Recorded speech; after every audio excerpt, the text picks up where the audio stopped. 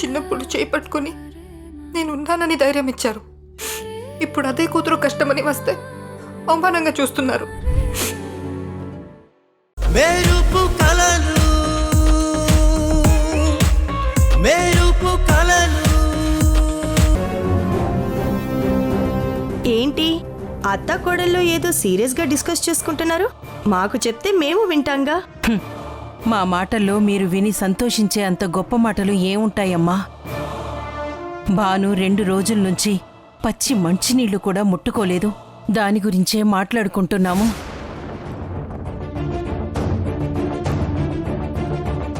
ఏంటి 2 డేస్ నుంచి ఏం తినలేదా?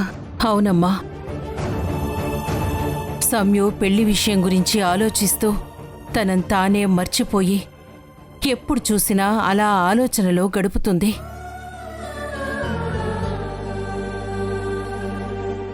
ఎన్నిసార్లు భోజనం పంపించినా మెతుకు కూడా ముట్టకుండా అలాగే వదిలేస్తుంది.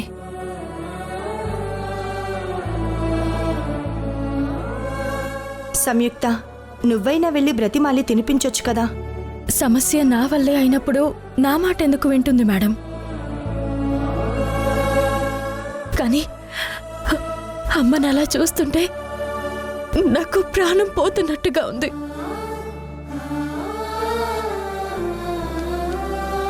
ఏం చేయాలో తెలియడం లేదు. మరి అమ్మ చెప్పినట్టు వినొచ్చు కదా. మీకెవ్వరికీ అర్థం కావడం లేదు. నేను ఈ పెళ్లి ఇష్టపడి చేసుకోవడం లేదు, తప్పనిసరి పరిస్థితుల్లో చేసుకుంటున్నాను. నా కుటుంబాన్ని కాపాడుకోవడానికి చేసుకుంటున్నాను. ఇప్పుడు నేను అమ్మ మాట విని పెళ్లి చేసుకోవడం మానేస్తే జరిగే పరిణామాలు చాలా తీవ్రంగా ఉండబోతున్నాయి. అందుకే అమ్మ మాట వినలేక, అమ్మని ఇలా చూడలేక ఎంత శిక్ష అనుభవిస్తున్నానో నాకు మాత్రమే తెలుసు. మరి ఇప్పుడు అమ్మతో అన్నం తినిపించకపోయినా, ఏదైనా జావ తాగించకపోయినా చాలా ఇబ్బంది అవుతుంది కదా.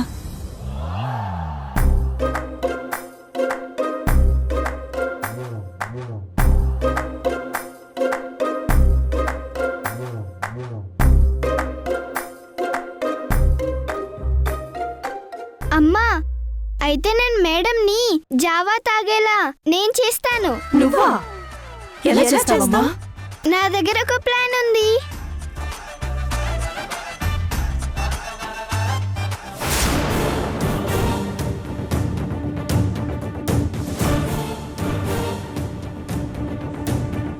నిత్య రాహుల్తో మాట్లాడాలంటే నా ఫోన్ తీయటం లేదు. కానీ రేపే పెళ్ళి.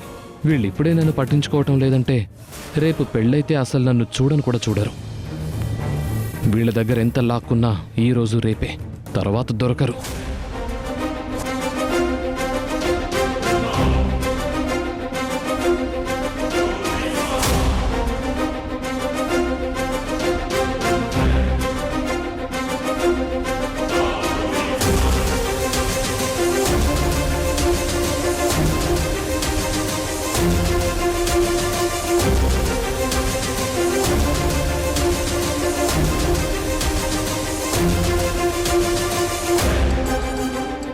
ఓ, అక్కడున్నారా దొంగలు? వస్తున్నా.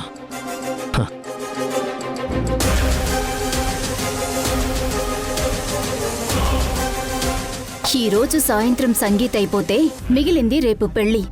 అది కూడా అయిపోతే నీకా సంయుక్తనప్పగించి నువ్విచ్చే డబ్బులు తీసుకుని 1 నెల రోజులు ఏదైనా సమ్మర్ వెకేషన్కి వెళ్ళిపోతాను.